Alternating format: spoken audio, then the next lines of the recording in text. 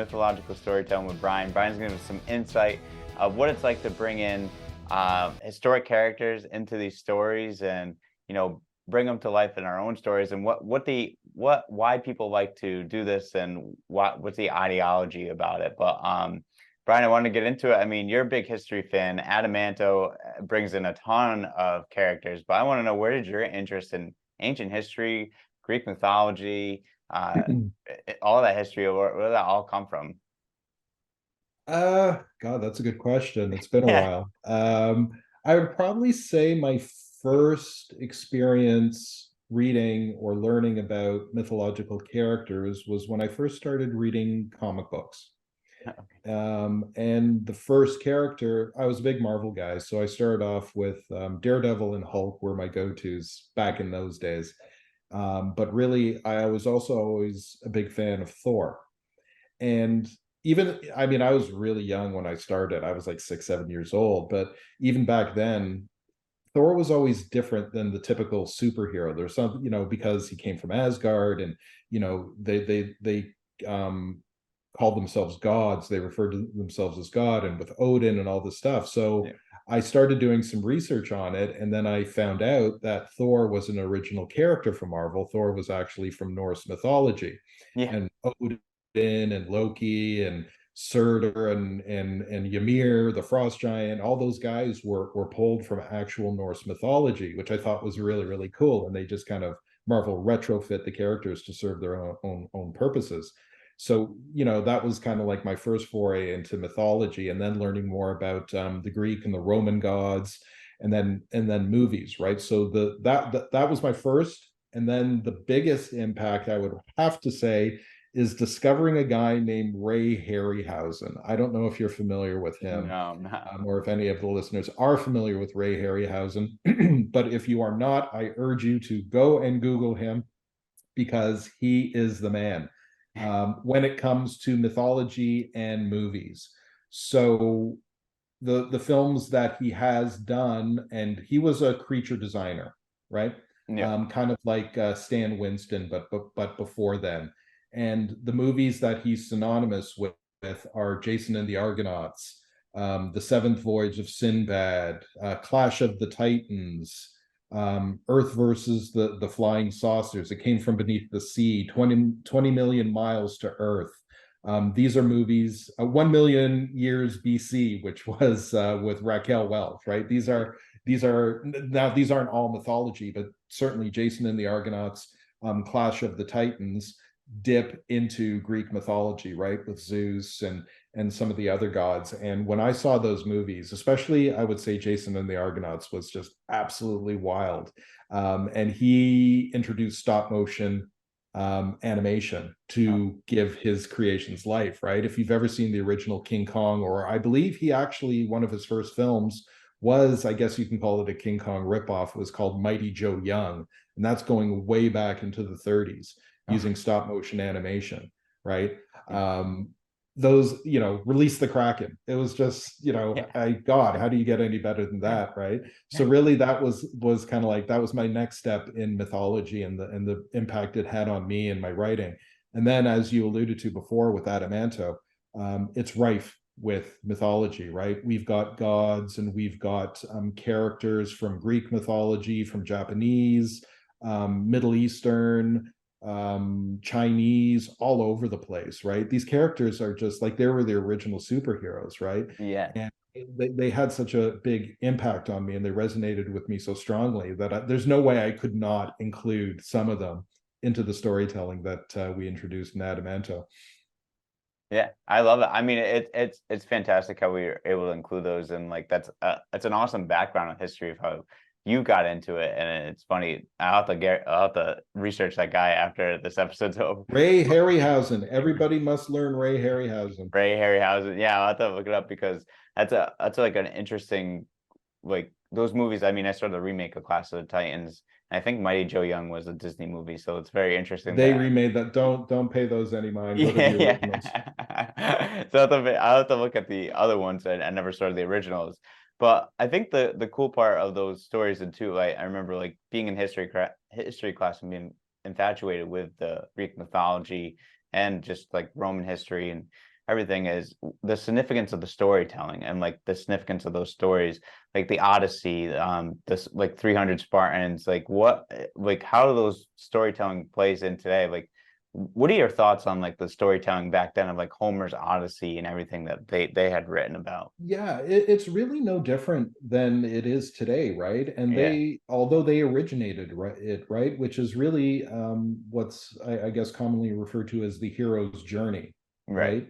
Which is really built on the three-pronged story archetype, where you have an introduction to a situation, you have an escalation to the situation, and then you have a resolution to the situation, Yeah, right?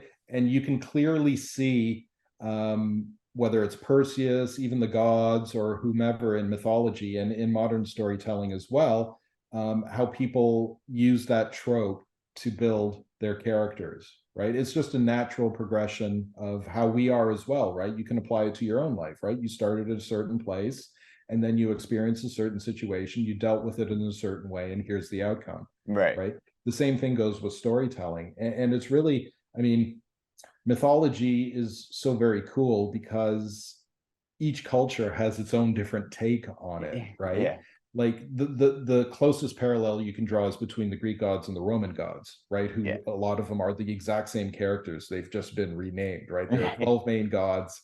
You had the Zeuses, and then you had Mars, god of war, on the Roman side, and Ares on the Greek side. So that's the closest you can draw. But the Japanese and the Chinese and the Middle Eastern, some of their mythos is so complex and the characters are so deep and layered and nuanced. It's, why wouldn't I take these characters and, make them our own in certain instances, right? So for instance, David and Goliath, right? Everybody knows the story of David and Goliath. The Caliphate, who are the second nemesis to the Yamato clan in the second volume of Adamanto, they had their own version of Goliath. His name was Jalut, Jalut, Yeah, right? And they had their own version of David, but Jalut was their version of Goliath. And Jalut actually appears in Adamanto. Of course, I took some creative liberties with yeah. him and made him, his backstory a bit different and his abilities a bit different. But really, it's like, as long as you respect and pay homage to the original canon, right? If you're in some way, shape, or form, you can see that character and say, oh, that's him, but he's a bit different or she's a bit different in whatever way, shape, or form. I think that's when you're good. When you change him or her to the point where it's unrecognizable from the original source, that's where, like, why didn't you just create a new character? Right. Right. That's it's good. I like the way that we have done it and the stories that you told me. And like the Joao one is really, really cool. But that He's we awesome. Wait until he throws down with Shinichi. They have some, yeah, it still puts a smile on my face. I just, yeah. well, that leads me to the next question is like, why did you want to incorporate the Greek mythology and the Japanese history and these characters into and the warlords from Japan in Adamanto? Like what made the thought process for you to bring those characters to life in your own manga and storytelling? Well, for selfish reasons, because like I said before, I just love it to death, right? It's Yeah. just it's just so very cool. And I've always felt like that, like ever since I can remember. But also from more of, I guess, a business point of view, if you want to kind of label that to creative, and I hate when people do that, but it is like, from a business perspective, you've got to figure people are familiar with a lot of this lore already. So when you introduce it in a new way and they're already familiar with it, it resonates a bit more strongly Yeah. with them, because they've already experienced it and now they're experiencing it in a different way, right? So we develop these emotional attachments to these characters, right? Like I said, when I first started reading comic books, Daredevil and Hulk were my go-tos. I don't know why, but I identified with these characters in some way, shape, or form. That's why I liked reading about them. Yeah. Same goes with mythological characters, right? Like one of my favorite Greek gods, and he's not even a god, is Perseus, right? I Yeah. just always thought he was cool. Like his father was Zeus, and his mother was immortal. And how does that, like, what does that do to your head? How does that alter your thinking and your actions and all of that? So that's why I included him as a character, and he's actually not a main character in the first volume, but in volume 2 he's going to play a much larger role, because dipping back into mythology again, and this is something I didn't find out until a couple of years ago, and I can't believe it slipped through my fingers, is that Wolverine, and I think we've had this conversation before, adamantium, right? What Yeah. his claws are made of and what his bones are laced with, was actually taken from Greek mythology. There was a substance called adamantine, Huh. which is what Perseus's sword Harpe is constructed of, That's crazy. right? It's often described as like a mineral or an ore, right? Yeah. Either a metal or like a diamond-like substance. Whatever, however it's described, it's always like this near indestructible material, which is why Perseus has his sword made of it, and that's what he uses to kill Medusa with. Yeah. In our story, what we do is Lord Kami, who rules the Yamato clan, he finds out about Harpe and that it's made of adamantine. He wants to get that and make a weapon for himself. That is the basis, because it's this indestructible material. And the only source he knows of that it is adamantine is Harpe. So he sends Shinichi, he sends Fuma to go steal it, and then he creates the Nexus of Adamanto from that, with Abe no Semi, who puts on this like ancient blood magic incantation to make it even more kick-ass. But that's, you'll read all about that.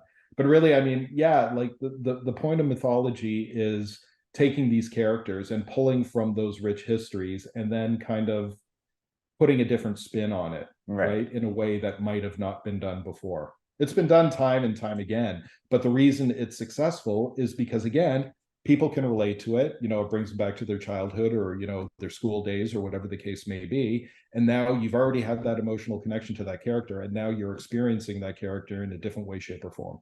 Yeah. Yeah. It's an interesting how people are able to like, bring them in different ways and rewrite the history and stay true to the character. Have you ever seen an instance where like people are brought in the character and it's like, for example, just say Thor, for example, but it's not like they just changed the whole background about him? I've ever seen like an instance like that in like a book or anything or like a Oh show? God, they do it all the time. You don't have to look any further than the most recent Thor movies, Yeah. first with Yeah. Ragnarok and then with what was that other abomination? Love and Thunder, Love of the Thunder. Yeah. Yeah. right? So I always say that Thor Ragnarok was a happy accident, and it worked by complete accident because it went against who the character was. They more or less turned Thor into a comic relief. But Right. they had Yeah. some good set pieces. They had some good action sequences that kind of mitigated that. But then Love and Thunder was just the total realization of that transformation of that character, where he was just, all jokes, all pithy, all, there's no weight to it, right? And that's the thing with the gods, right? You got to think of where you really miss the mark is you got to remember that these are gods and they don't think like us mere mortals, Right. right? Thus, they don't deal with situations like us mere mortals. So you've Yeah. got to kind of like try and it's impossible to do because we're not gods, right? Yeah. We're, Yeah. we're Yeah. mortals. But how do you can think about it to logically in a way to say, okay, this character, has this power level, has these experiences, has these relationships. This is how I think I would react if I were that kind of person, right? And where people miss the mark, it's kind of like Hercules with The Rock was another one of those cases where they totally missed the mark, right? It's where they didn't get the character, they didn't understand what drove this character, what made him special, right? Because Hercules is a lot more than just, being very strong. There's Right. a lot more to it than goes. Yeah. It's his relationship with his father.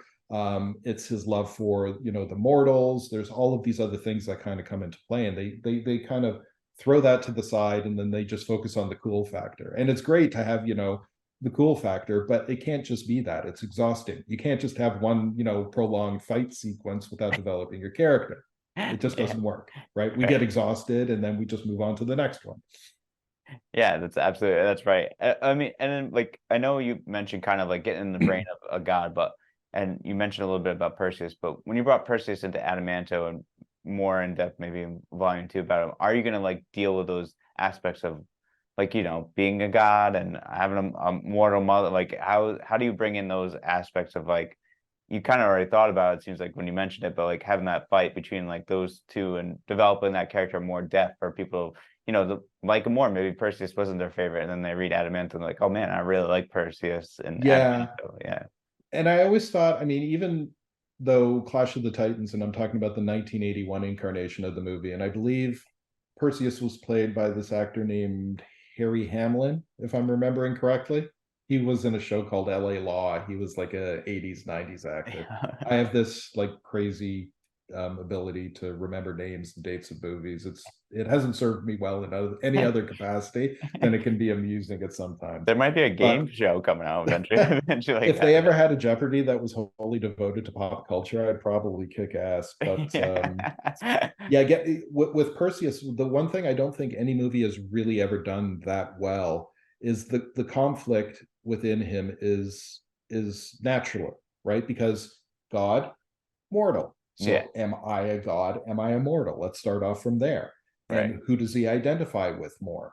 Does he have some kind of inferiority complex because he's not a pure blood god, right, right? Does he feel sorry for the mortals? Does he pity the mortals? There are all of these things that you can kind of focus on. What we've done with Perseus is he sways more onto the god side of the fence, where mhm, he believes himself to be above more mortality, right? right, But he still loves mortals, but not all of them, not many of them. And he starts banging heads with King Heraclius, who's the leader of the Byzantine Empire, right? right, He doesn't understand why a mere mortal has so much power and so much sway and influence, right? He thinks it's completely undeserved.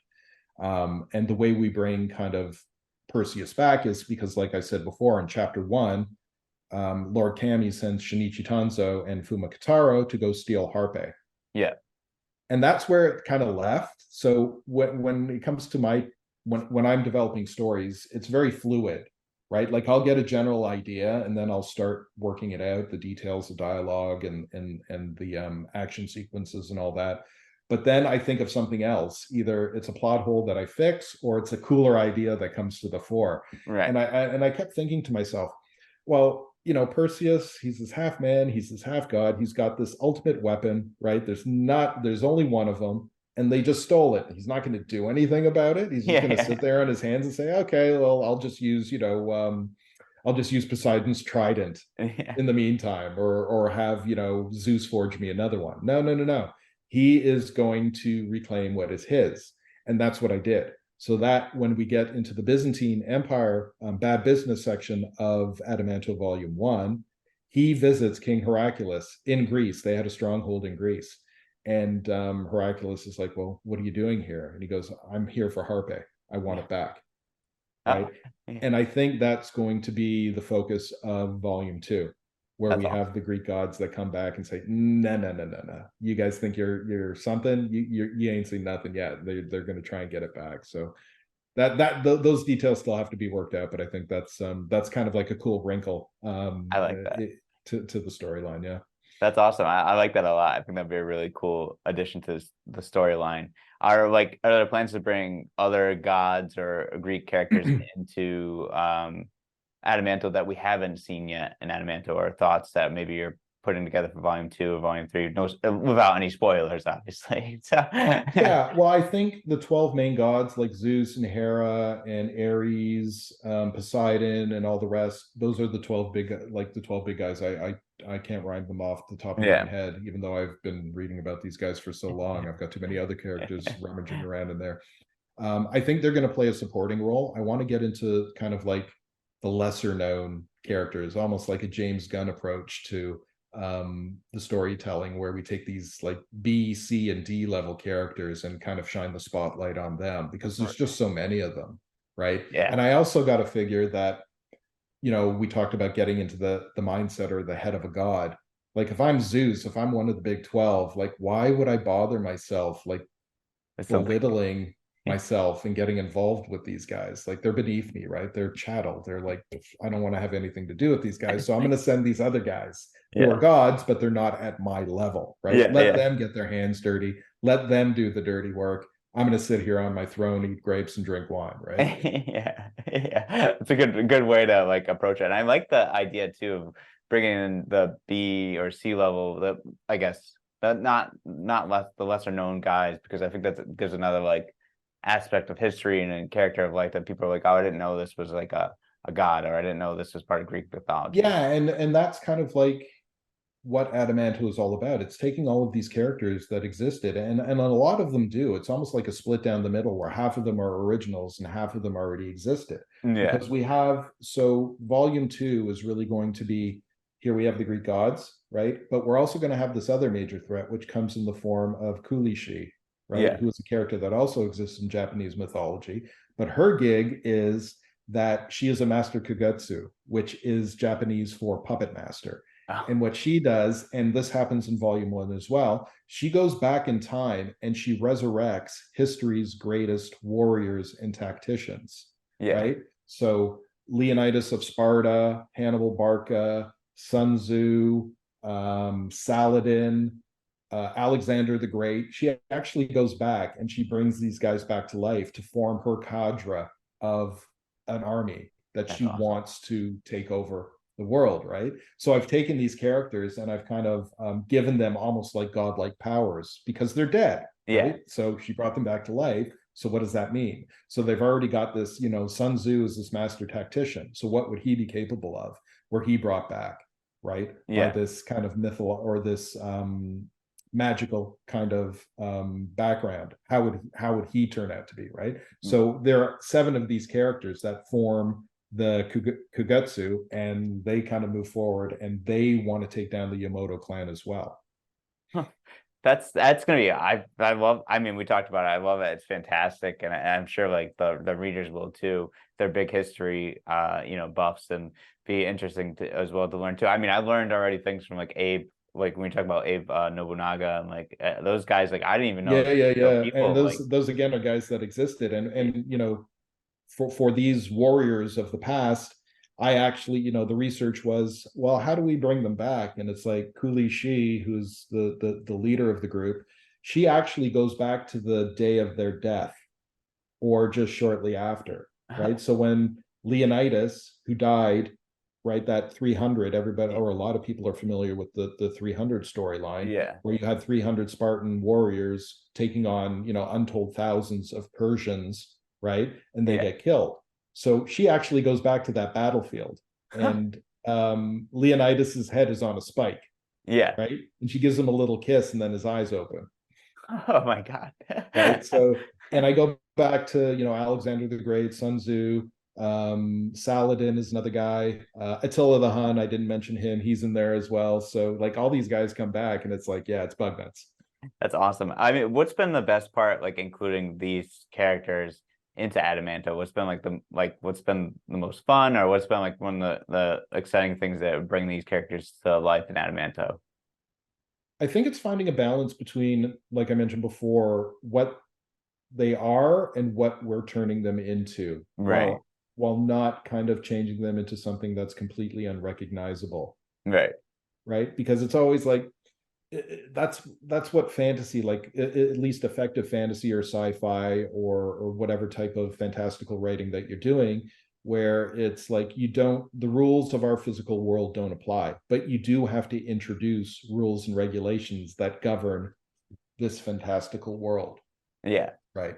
So using, I remember one of the first issues I ever picked up of Daredevil was Daredevil versus the Hulk, and I thought to myself, this, like, Hulk is like lifting up semi trucks over his head and he's jumping miles, like he's got like godlike power, and you've got Matt Murdock who has radar Yeah. vision, Yeah. but other than that, he's just like a well-trained, vigilante, like one that he just blows on him and then he's dust. Yeah. Yeah. So you've got to have that as well, where it's like, when I introduced the Nexus of Adamanto, which is the weapon that the Yamato clan turns Harpe into, it had to be more than just this indestructible alloy. There had to be something that, some other source of power that made it more formidable for the wearer, because I wanted Shinichi Tanzo, who wears the Nexus of Adamanto, to be the ultimate badass. Yeah. I want, like, for Jesus, like he goes up against Shiji Murray, who is a 350-foot,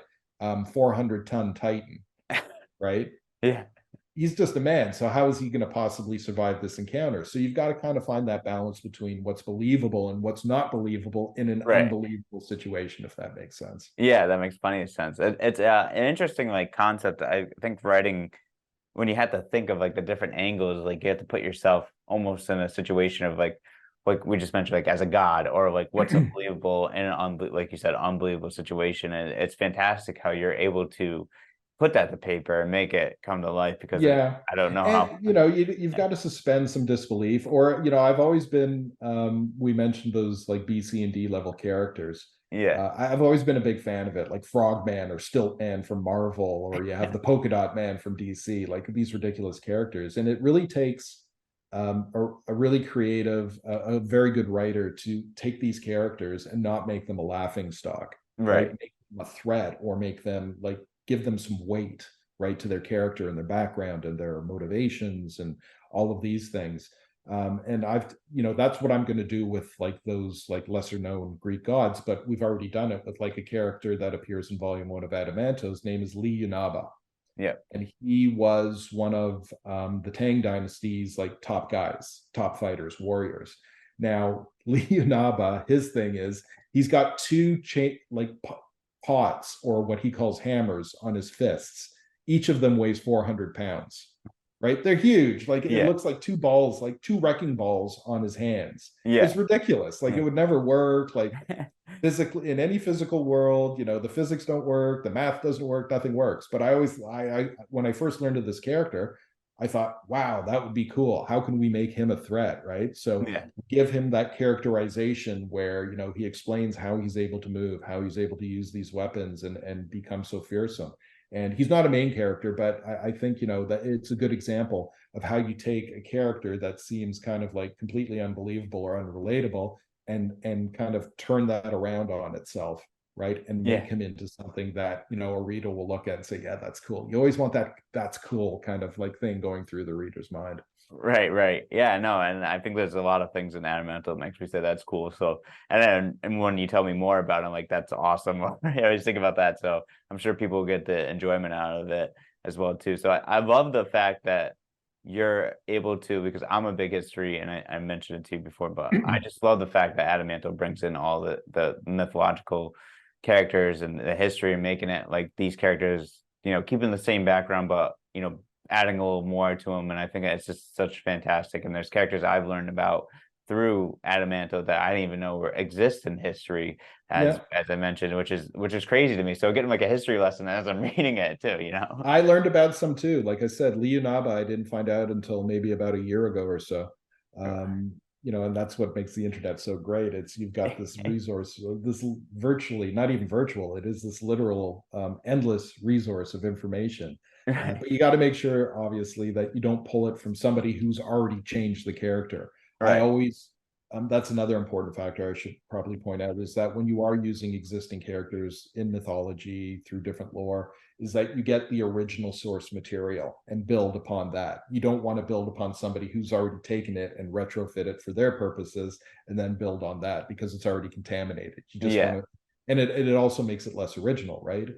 Or unique. You want to make that character your own, but you take the original source material and then you start creating your own version of that character.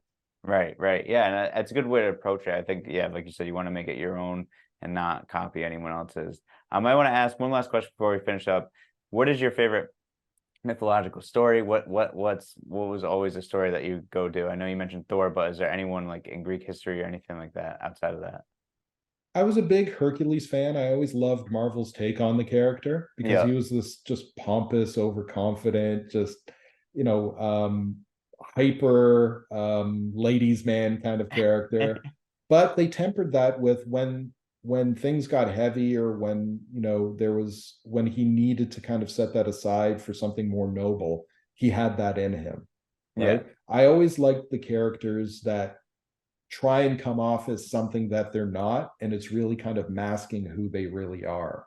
But you've got to be very careful on how you craft that, because otherwise it just becomes transparent. It's not interesting, right? Right. It's either through past actions or histories, or how other people talk about that character or feel about that character, how they perceive them.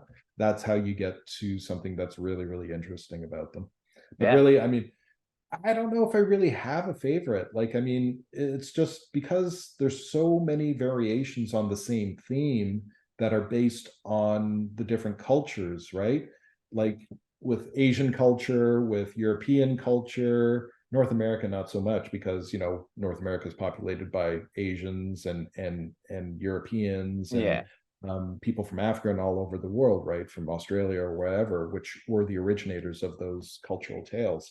The main guys like the Greeks and the Romans were always favorites of mine, and really that's how I was introduced to it, through the movies. Like I said, through Ray Harryhausen, Jason and the Argonauts, right, Clash of the Titans, where they took these characters that were introduced thousands of years ago and they kind of made them their own. That's really what resonated with me and still does. Like if I'm flipping through the dial, and Jason and the Argonauts come on, you can be sure that I'm sitting down and watching it again, even though it's probably like the 100th time I've seen it.